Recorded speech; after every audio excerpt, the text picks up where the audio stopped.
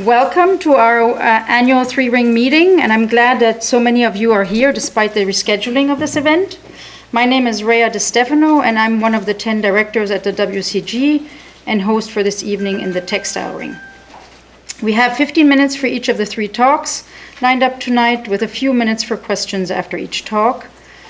We will be recording the talks tonight, and they will be made available on our YouTube channel at some point. We'll let you know. And I would like to take this opportunity to thank our volunteers that will be summarizing the talks, which will be posted on our website once they are available. First up, I would like to introduce Emily Bach and Megan O'Brien. Emily Bach and Megan O'Brien are both textile conservation specialists at the National Museum of African American History and Culture, and they work specifically on processing the museum's Black Fashion Museum collection. Emily earned her MA from the Winter Tour program in American Material Culture and specializes in intersection of disability and dress. Megan earned her MA from the Fashion Institute of Technology in Fashion and Textile Studies, History, Theory, and Museum Practice, focusing on textile conservation. Please welcome Emily and Megan.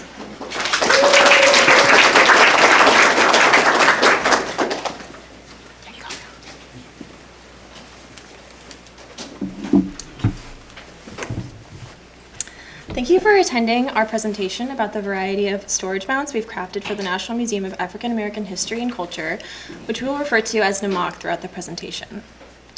Our main goal for today is to share our mount making process and how small alterations to our basic hat mount structure allow us to best support each unique hat. We wish to begin our presentation with a land acknowledgement written by the National Museum of the American Indian. We gratefully acknowledge the Native peoples on whose ancestral homelands we gather, as well as the diverse and vibrant Native communities who make their home here today.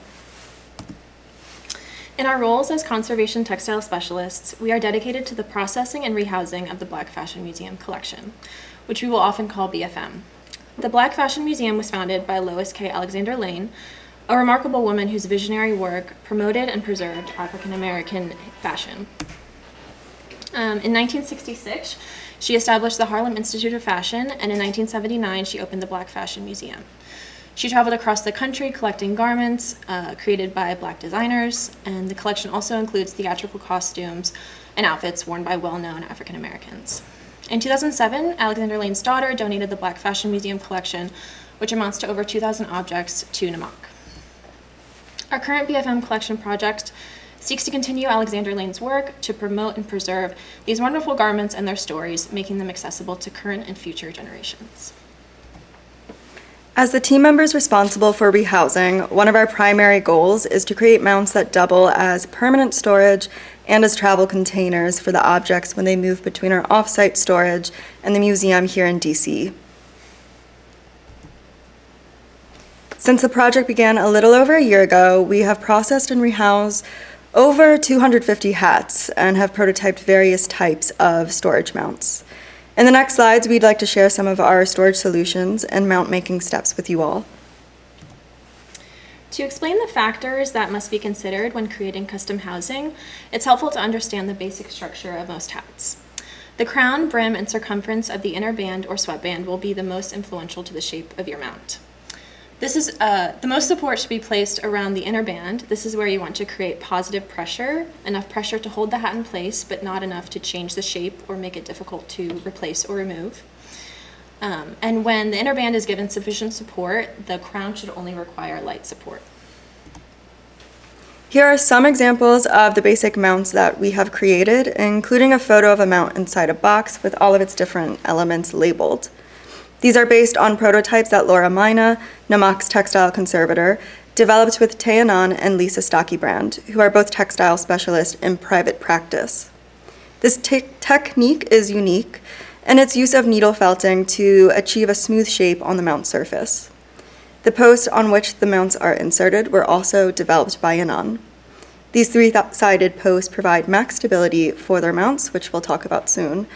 Other parts of the mount and its housing include Baccarat bumpers along the sides of the box and a slide tab for the tray, all of which we will explain in a step-by-step guide shown in the following slides. The basic materials used to construct these mounts include a 2-inch thick ethafoam, polyfill batting, blue board, polyester stockinette, Tyvek, and Baccarat. And the tools we use are ethafoam knives, box cutters, felting needles, rasps, bone folders, and micro spatulas. To begin, we measure the interior opening of the hat, both from front to back and side to side. After comparing these measurements to our collection of templates of frequently encountered interior opening sizes, we choose a template that is slightly smaller, as this will account for the padding that will eventually be added. This also helps save time and materials, since it will mean less carving when test fitting. If none of the templates are a good match, just simply create a new template from Blueboard and label it with the dimensions. After rehousing over 200 hats, we have quite the robust collection of templates, but we began with the most common hat interior openings, which are listed on the screen. Once the foam base is cut out, refine the shape and smooth out the rough cut edges with a rasp, and using an X-Acto knife gives you an even more precise fit shape. Repeatedly test the fit as needed to ensure the base goes in smoothly into the interior without too much resistance. When you are satisfied with the fit and shape, make an incision to the ethafoam's bottom with an X-Acto knife, approximately 3/4 of an inch to 1 inch from the edge. And this incision will allow you to tuck the batting in the upcoming steps. When padding out the ethafoam, we add layers of polyfill batting to the tops and sides of the mount as needed. Felting needles are also especially helpful during this process, since they not only secure the batting to the foam, but the felting allows you to create a customized shape that can mirror the hat's crown. When creating these mounts, we end up with a lot of batting scraps. So one consideration that heavily influenced the development of our storage mounts was how to incorporate all of these scrap materials that we come up with, especially plastic waste. So we reuse our polyfill scraps as the padding itself for the mounts, which is also why the felting needles are so useful, because they're really good at putting all these small bits together on the mount. And so once the padding is sculpted, we place a sheet layer of batting over the mount, and that allows us to smooth out any edges and also cover the foam's edges as well. We use either stockinette or Tyvek to cover the padded ethafoam base. Polyester stockinette is preferred over cotton stockinette, as it has a little bit less resistance. Tyvek is an appropriate choice for hats that require even smoother surfaces like straw hats or those with fragile linings. In special cases, such as for hats with linings that are especially fragile, silk habitai is another material option, since it won't introduce static cling that Tyvek might. We prefer our Tyvek to be as soft as possible, so we run large sheets through a wash and dry cycle multiple times, and that will soften the Tyvek and get it closer to a fabric weight. Once your covering is placed over your mount, it helps to pin it in place before tucking it into the incision previously made around the base's bottom. Cut away the extra fabric or Tyvek along the bottom and tuck in any extra bits for a clean finish. For the triangle post, we use single-walled blue board, and we cut it and fold it to make a 3-sided post for each mount.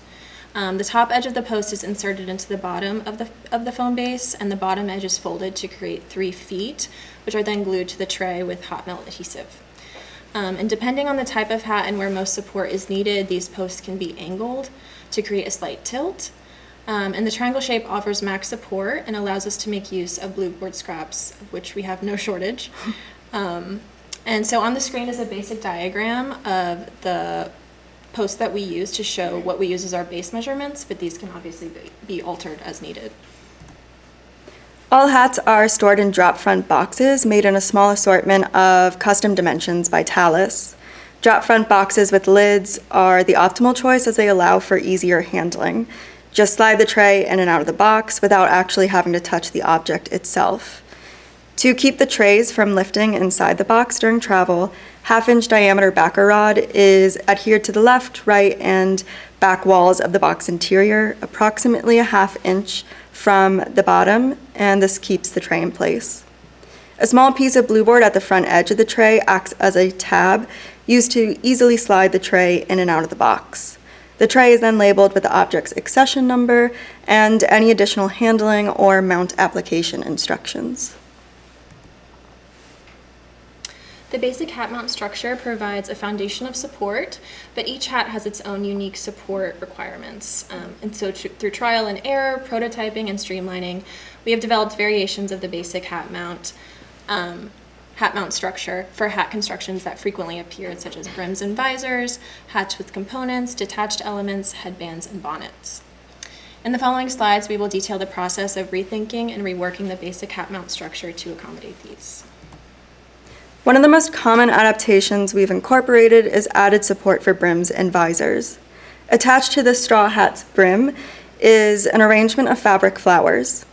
The hat's brim overall was lightweight and stable, but this attached arrangement introduced weight to one area. A small rectangle of inch-thick ethafoam was padded with polyfill and then covered in soft Tyvek. This padded support was then glued to a foam column with its height adjusted so the padded support just barely grazes the brim front's underside, thus ensuring it does not alter or add pressure to the brim's natural shape. The smooth and flexible properties of Volara are perfect for hats like this that only require light support around the brim. And because of this hat's attached decoration on the visor, there's a risk it could be weighed down and droop over time without support. So a piece of 1/4 inch thick Volara was cut to the shape of the brim and secured to the mount's underside with hot melt adhesive. And so this method can also be utilized for hats with brims around the full circumferences. Just be sure to leave gaps on the sides for your hands to reach and remove and replace the hat as needed. We often came across hats with components such as accompanying hat pins or brooches. Ensuring these components remain with their associated hat during storage and travel is of utmost importance. In this example, we created integrated storage on the tray for the hat's rhinestone brooch and its hat pin. A cavity mount created from 1/2 inch thick Volara secures the brooch in place.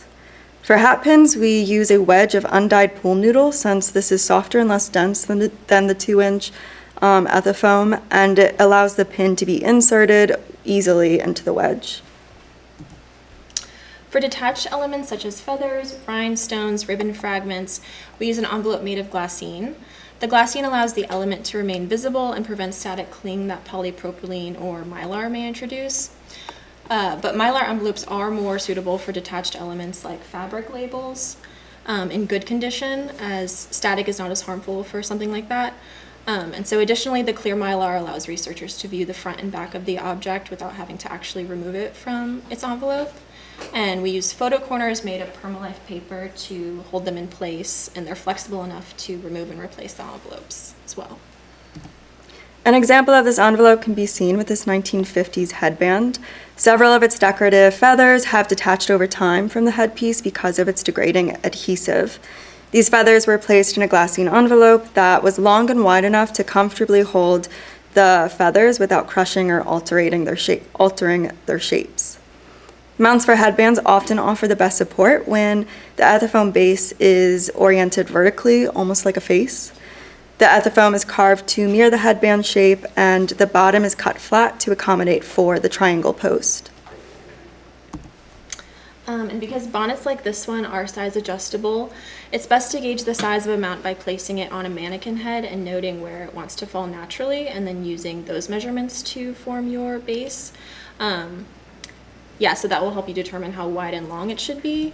And so for this one, 1/2 inch Volara was cut to the shape of the bonnet's crown piece and adhered to an ethafoam base. The bonnet's flexible structure required a mount with a bit of grip on the surface to prevent slipping, and because the cotton fabric was in good enough condition, a polyester stockinette covering was placed over the Volara. And the back of the bonnet also needed light support due to the weight of its fabric and some vertical tears.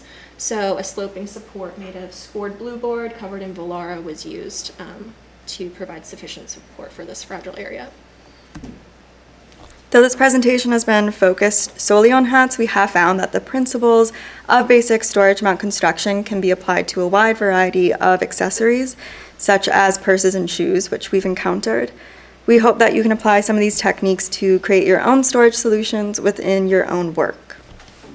And because this project is truly a collaborative effort, we have many to thank for our progress. This work would not be possible without Lois K. Alexander Lane and her remarkable work and dedication to preserving Black fashion design and history. And we'd also like to thank her daughter, Joyce Bailey, for her generous donation of the BFM collection to NMOC.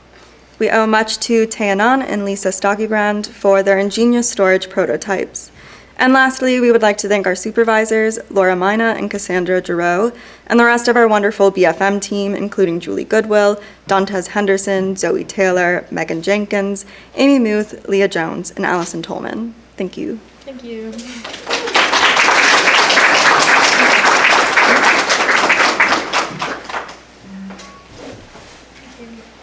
So I'm not sure if there's some questions. Yeah, I'm not sure.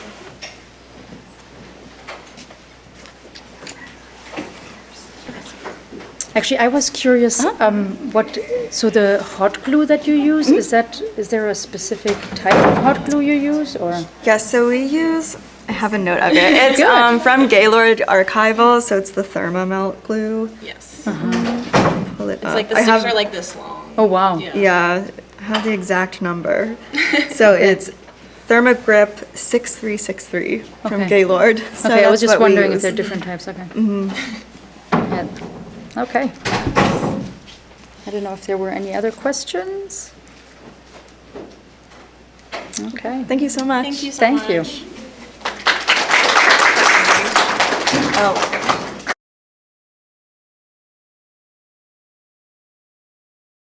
So our second talk is from Sue Donovan. She's a conservator for special collections at the University of Virginia, and where she has been working since 2016. Sue graduated from the University of Paris-Sorbonne program specializing in book and paper conservation and wrote her master's thesis on the conservation of caoutchouc bindings, which was recently translated and edited into an essay in Suave Mechanicals Volume 8. Please welcome Sue.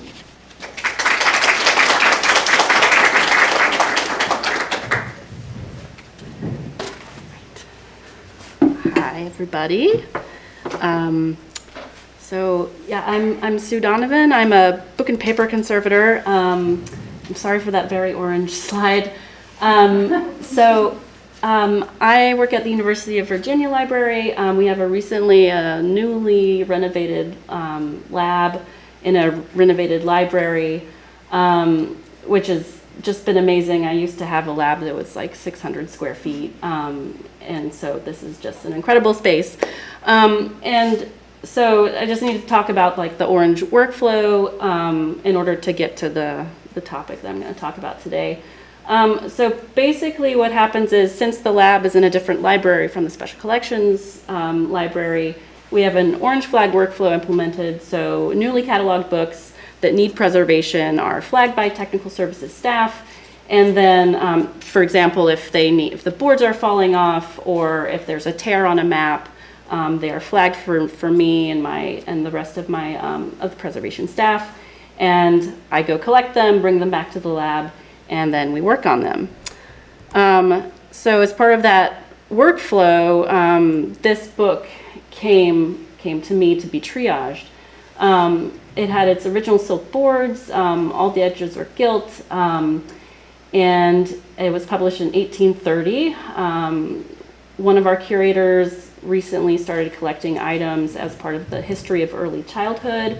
And so this was acquired as part of that, because it is described by one library as a child's miscellaneous facts, literature, and prose on animals.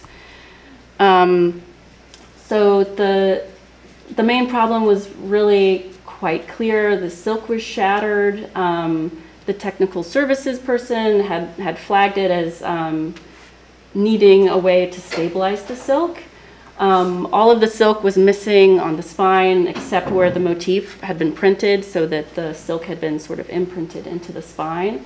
And there were very vulnerable pieces that could easily be damaged or lost, that you can see on the left side of the book there. And the T of the Zoological Keepsake was almost completely gone. But otherwise, it was in really good shape, and I might have sent it on its way to just be triaged into the housing queue if not for this silk. That said, silk is definitely out of my comfort zone. You know, I deal with leather, I deal with buckram, wooden boards, things like that. So when I saw it, I thought immediately of my good friend Claudia Walpole, who is a textile conservator in Charlottesville. We have a really great relationship with her. She's done really incredible work on our textiles and our collection. And so I contracted her to work with us for 2 hours. And to my surprise, she discouraged any use of adhesive on silk. I thought, oh, she might have a great adhesive that we can put into a nebulizer that I don't have, and then we'll figure it out.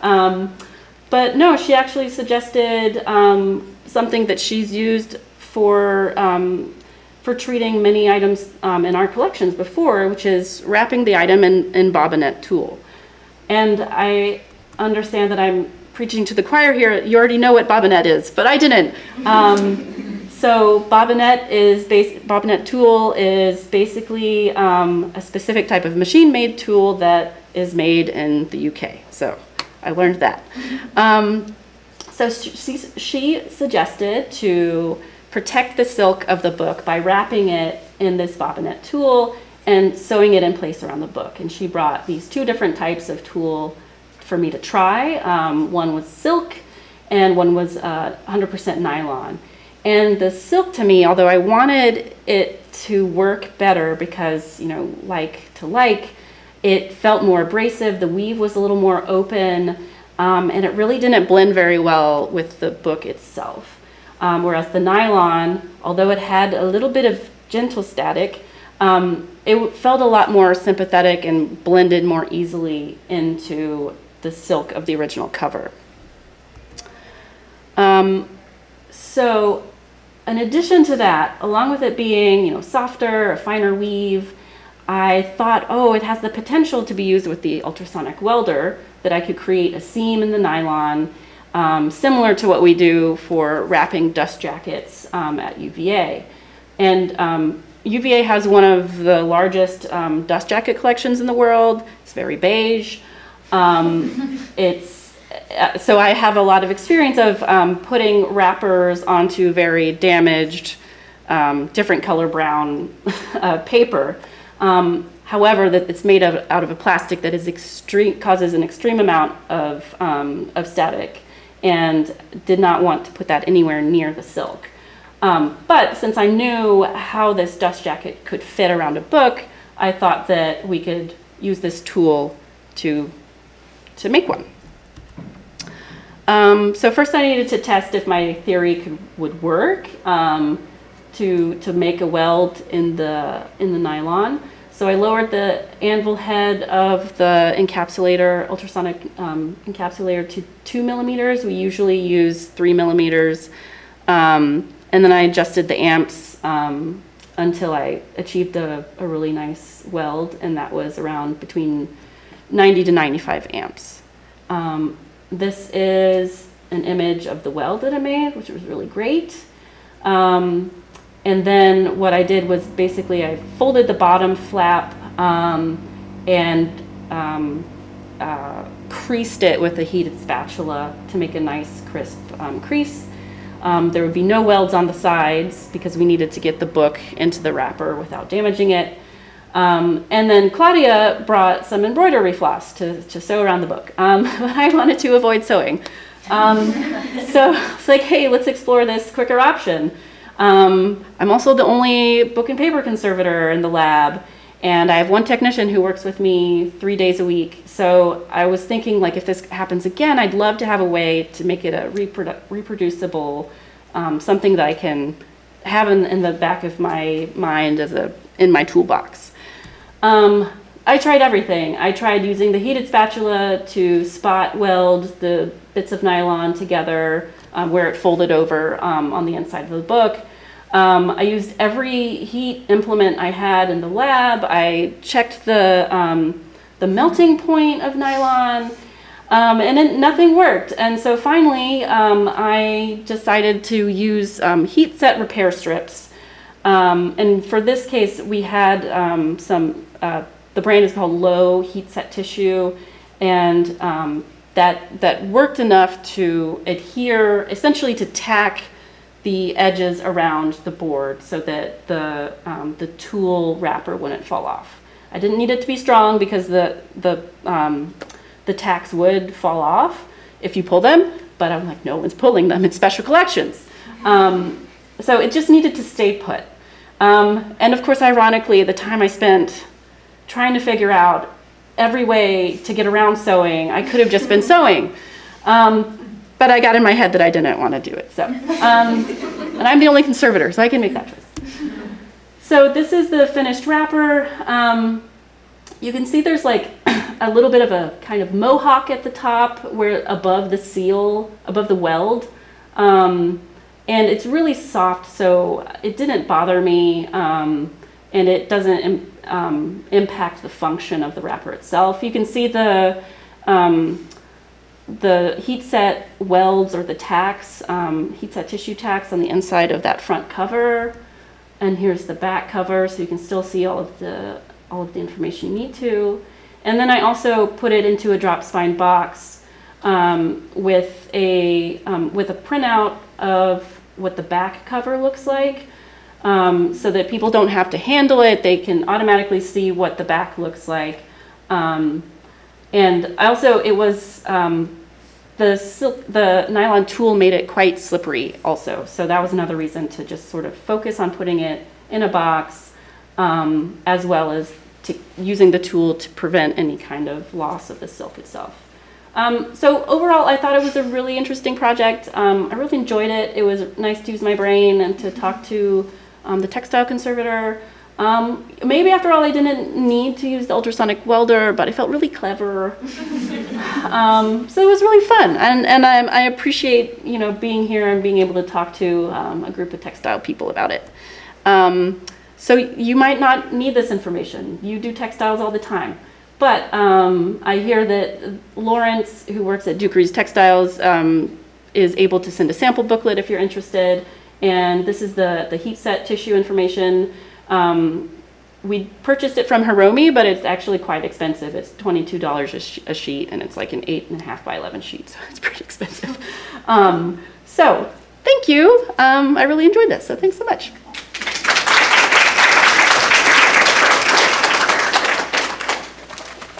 I did bring my failed attempts at a wrapper, if anyone's interested. Yeah, you could always lay them out at the table Yes, then. absolutely. Any I don't questions? know, is there any questions? After you came up with this method, did you think of any other books immediately in your collection that you were like, oh, I could have used this, or oh, I want to use this?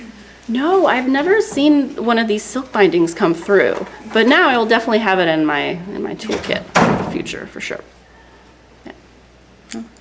Nice collaborative project Yeah. between different disciplines. Thank you.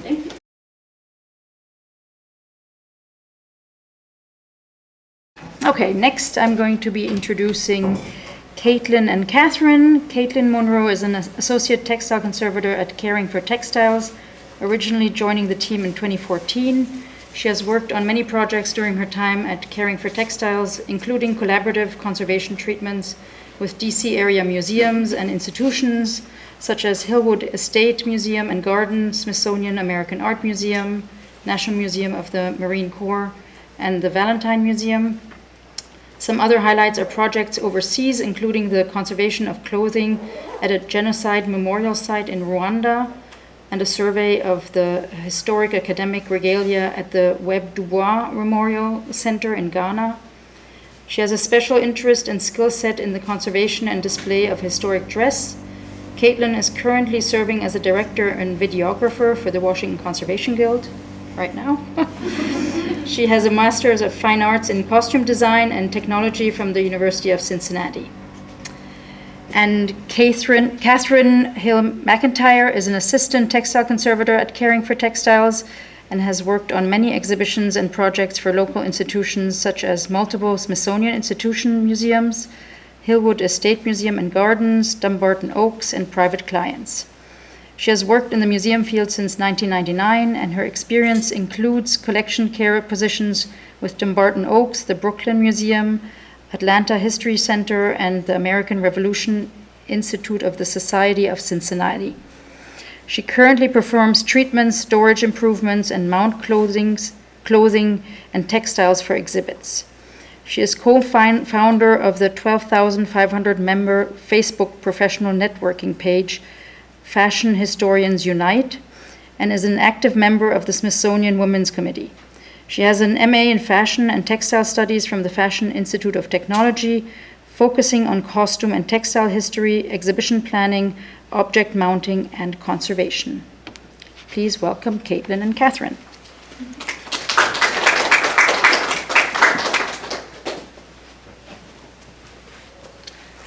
Thank you. During the spring of 2023, Caring for Textiles received a call from Mike Sampson, an archivist and historian at the U.S. Secret Service, with the invitation to come to their downtown headquarters and examine a large American flag that had flown at the site of the New York field office on September 11th. The problem? It was larger than our studio. We had to abandon our trusted threads and look towards the materials of our colleagues. This is a story of how we got put on display and discovered the holy grail of stability PCAP, originally brought to the field of painting conservation by Gustav Berger. We had previously worked with Mike to conserve and mount a small American flag in 2018 that was recovered from the Oklahoma City field office at the Murrah Federal Building bombing. So we were excited about the prospect of collaborating again. The flag had flown at the site of the Secret Service New York field office on September 11th, 2001. Building 7 was next to Towers 1 and 2. Burning debris from the North Tower damaged the flag before Tower 1 collapsed, destroying Building 7. Later, Special Agents Sean Bradstreet and Anthony Branconto recovered the damaged flag and performed the initial cleaning. Deputy Special Agent in charge, Robert Weaver, cared for the flag prior to presenting it to the Secret Service archives.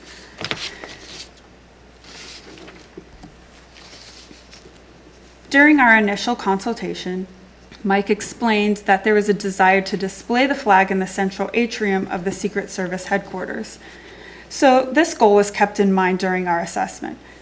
After careful examination of the large areas of loss and melted nylon throughout, wrinkles and creasing from the folded method of storage, and some dye bleeding, we concluded that the flag was in quite stable condition.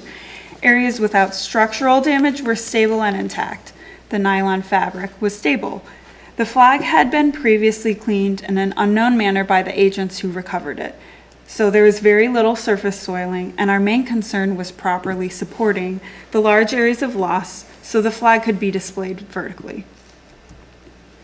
Our first thought was to see if the flag could be mounted. The method of display would fully support the flag and the areas of loss. Our challenge was the size of the flag, which measures 16 by 10 feet.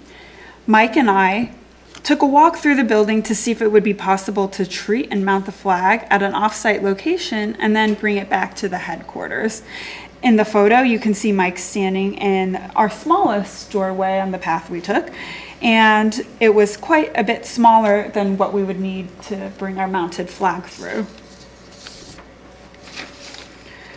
This became a non-issue as word came down from above that it was the director's desire to see the flag free hanging vertically in the atrium with no mount or any visually obstructive backing, visible from both sides. Although we were initially concerned about adequately supporting the large areas of loss with this method of display, the directive pushed us to think about alternative materials more commonly used in other conservation specialties. Everyone involved with the project agreed that whatever support material selected needed to be as transparent as possible. An opaque material that filled the areas of loss would be inappropriate because it was the utmost importance to retain the original damages and witness-bearing scars and loss from the events of 9/11. We first considered using polyester or silk organza as a support material, which would have had the desired translucency, but did not provide adequate strength. We needed to find a material that was stronger and more dimensionally stable than the silk organza, but would still have equal translucency.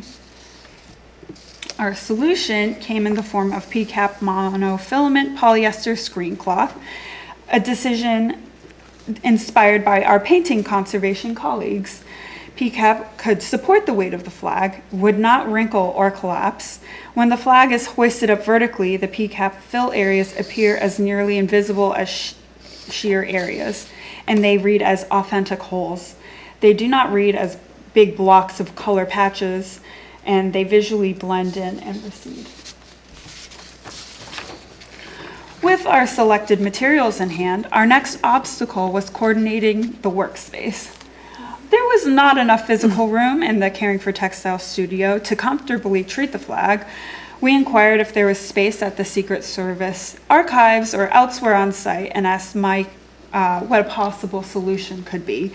Mike initially considered some larger lecture rooms, but they're in constant use and it would be difficult to gain access to. So rather than leaning into the privacy of our usual studio-like environment, we presented Mike with the option of conserving the flag in a public setting. We proposed to work in the central atrium, the site of the initial survey, right here, and the forever home of the flag. They were thrilled with that proposal. We coordinated our work for a week on site during the summer of 2023, which would coincide with the Secret Service Unity Day, a DEIA initiative that celebrated diversity within the agency. The annual event featured food, music, cultural traditions, and activities for service members and their families. During our first day on site, setting up the workspace included bringing all of our supplies through a metal detector and an x-ray machine, and of course, our sharp tools through the intense scrutiny of security until Mike informed them what we were there for. Mike had coordinated and set up our stage, 12 6-foot tables that we would end up sitting on, standing on, and walking all over during our treatment process. He also set up a table in front of our workspace with his own contextual materials and objects from the collection. He planned to be present with us in the atrium all week and assist with answering public questions. Phase 1 of our treatment plan included surface cleaning the front and back of the flag overall, as well as pressing out the hard wrinkles and creases that developed during folded storage. The pressing would also ensure that the ragged edges of the areas of loss were as flat as possible prior to the application of PCAP. During this process, we discovered one area that was not going to respond to pressing and posed difficulty for hanging. Okay. This area of the flag was melted and twisted and contained some building debris. Our goal for the project was to support the flag as best we could without masking or removing the damage and the trauma that this flag had endured. However, given the plan for the flag to hang in the atrium, we knew it would not hang straight or vertically without warping due to this particular area. We intended to leave it as it was and support the surrounding areas, but during a preliminary hanging, it was determined that action might need to be taken to release the area for the safety and integrity of the flag and its intended display method. We discussed this challenge with Mike and the head engineer, who was in charge of managing the rigging process once the flag was prepared. And as you can see, the edges are twisted and unable to come together, and the seamed edge had folded over and melted into an interior part of the field. So like right here should be over here. So it had twisted together. After much discussion, Mike requested that we try to release the area as much as possible, even if that included removing the debris material, which is typically something we wouldn't do. During this process, it was feasible to remove the debris by carefully picking the melted nylon matter away with tweezers and gently releasing the folds. Concrete and glass debris were mixed in with the burned nylon, all of which was set aside and saved in a bag placed in the archive's object files. Once the area was released, it was pressed and we were able to better align it and to begin to affix the P-cap. So here you can see the area is released now, and it was much happier. Once the flag was pressed and prepared, we could begin the application of P-cap to the areas of loss which required support. Large pieces of P-cap were laid in place over the areas of loss and cut to specific size with 1-inch overlap over the edges. The edges of P-cap were then stitched to the flag using Gutermann polyester sew-all thread, using a flexible herringbone stitch that will allow for some movement and flex materials. On the reverse side, the edges of each area of loss were secured to the P-cap using a fell stitch. And here are some close-up photos of the process, and you can see the stitching a little bit better. The P-cap was also used to bridge a gap in the header. The plan included running a bar through the existing channel, but the large gap and area of loss that needed to be bridged and supported in order for that to be used. Here are some detailed photos and the results of the flag once it was hanging. This was an initial hang, and you can see the selection and application of P-cap was very successful, and it provides the excellent support and right amount of translucency that was required. The flag was on display for the anniversary of September 11th in 2023, and they continue to display it periodically. This was a really meaningful project and emotionally heavy for us to work on, as you can imagine. And to be involved with this was really special for us, but particularly unique in that we were performing our work in a public space and literally the center of this headquarter building. Being observed during the treatment process phases meant we were in constant conversation with Secret Service agents and their families, and there was a documentary film crew on site at the same time, capturing our work. Mike also shared some other recovered objects you saw on a previous slide, including a handgun from the wreckage and images of the aftermath of the site to provide additional context. And it was a great opportunity for us to discuss the mission of our work, caring for textiles, and we were able to discuss our methods and materials used for those who were interested in our process. And everyone we spoke to expressed heartfelt gratitude for our work. They were very interested in what we were doing and were very happy to see us taking care of something so special to them, and they shared their 9/11 stories with us, which was also really emotional. We'd like to conclude with a clip from a documentary video that was made while we were working about the flag with one disclaimer. Julia mentions not removing any material, and her interview was filmed prior to our treatment completion. And in the end, the safety, intended display, and aesthetics of the flag came into play, which drove our decision for the treatment. It was such an honor to work on this flag and collaborate with the agency on this project. There we go. And we were treated with a visit by the Beast on Unity Day, one of them. So we couldn't help have a little photo op. Thank you.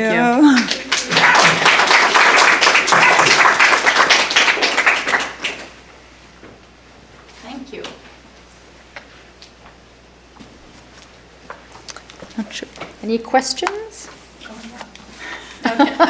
Well, you're still here, so very nice project and amazing how you were able to. Oh, I'm sorry. Go ahead. How was it strung up then? Were you able to use the channel? Yeah, Oh, we were able to use it, and the P-cap is really strong, and we just used the Gutermann sew-all thread to stitch that in place, and in our initial test hangings, it was doing really well. Yeah. What's P-cap usually used for?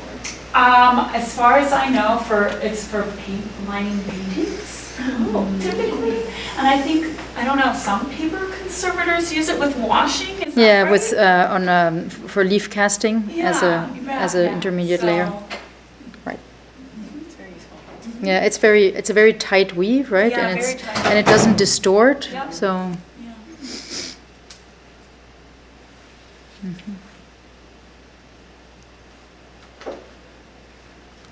quite a project. How's the flag stored? They have it rolled. When they take it down, they have it rolled. We helped them show them how they should handle that and do that. And you rolled it that day, right? Is it interleaved? It is. Yeah, interleaved with tissue. I think custom. They probably got a Custom custom too. cut like too. Yeah. Yeah. So how long does it hang then? Well, my intel on the inside, I have some friends who are Secret Service, and I know it's not hanging now. It had been hung for, I think, a couple of months. We don't actually know, but I think they'll periodically put it up probably around the anniversaries of 9/11. Okay. We gave the archivist suggestions of how often and how long you should hang it. So, and usually he's very astute with all of those and very, very good at caring for his collection. Yeah. If something is burned, does that mean that it will continue to flake off, just not? Well, in this case, because it's a synthetic nylon, it tends to bead and turn into a harder plastic. If it was something like silk, that turns to a powdery ash, and that maybe would, but this is, all the burnt areas were fairly hard and, stable, kind of stuck together. Like you had to work pretty hard to, Yeah, I was really anxious about it. when you opened up that area, yeah. It didn't want to. I get didn't opened. want to. I told them, I said, And no. the piece itself was resistant because it was just, melted off. And they were like, you can cut it. And I said, no. No, I can't. But fortunately, I was able to just kind of work enough with the tweezers to get things to release enough. And what really came off was primarily, it wasn't so much of the nylon as it was debris. So I felt okay with that decision. That's a really impactful treatment. Yeah. It was really heavy. Yeah, we don't often get to do conservation in public like that. And then our young colleague who you see in the picture, Annabelle, I think she'd started with us that summer as an intern, and she was one during September 11th. And we Oh, are wow. all much older to remember it, so that was very interesting. And talking about it from her perspective of like, she's only known life after, and we all knew life before and after. Yeah. Brought up lots of stories. And, Oh, but amazing that you were able to do this mount of hanging it vertically. I mean, that's pretty. Yeah. They flew in some rigger from Chicago to help with their engineer. It was a whole thing. I can imagine. I can imagine. We weren't the engineers behind that part of it. We just had to get it ready to go. Yeah. Okay. Well, thank you very much. Thank you.